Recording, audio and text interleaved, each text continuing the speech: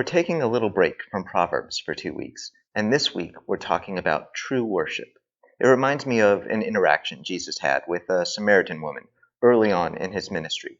Samaria was a nation right next to Israel, made up of people that were kind of half Jewish, but really didn't like Jewish people. And the Jewish people didn't like them. Yet here Jesus is in this Samaritan town, and he's talking with this woman, and she realizes that she isn't talking to any ordinary man. This guy Jesus was special. So she asks him an interesting question in John chapter 4, verses 19 and 20. The woman said to him, "Sir, I perceive that you are a prophet. Our fathers worshipped on this mountain, but you say that in Jerusalem is the place where people ought to worship." She wants to know, where are we supposed to go to worship God? What is proper worship supposed to look like? During the times of King David and King Solomon, Jerusalem became the center of worship for the Jewish people, but the Samaritans would never want to go there. They wanted to worship God in their own way. But take a look how Jesus responds. Jesus said to her, "Woman, believe me, the hour is coming when neither on this mountain nor in Jerusalem will you worship the Father.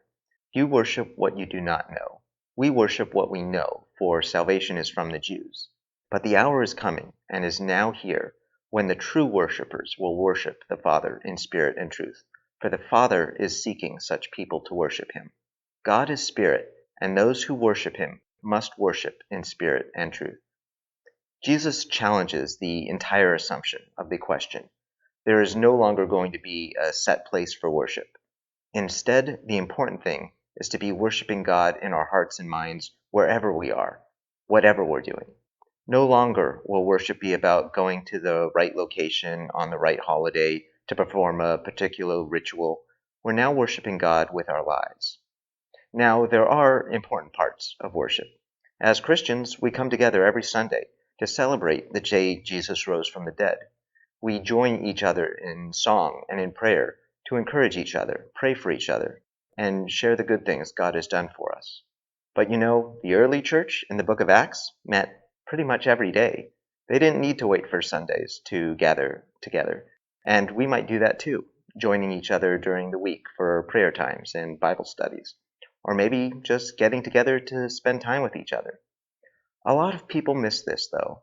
They make worship all about following rituals. You need to do everything in the right order, sing the right song at a specific time, go through some specific motion in the right way, wear the right clothes. And while those can be good things, we need to remember that ultimately an outer appearance isn't what God is looking for. He isn't looking for the best dressed person or the person who's pretending they have their whole life together and doesn't have any problems. He wants people who are singing praises honestly, even during the difficult times of sickness and loss. He wants people who are praying not to put on a show, but because they know God provides.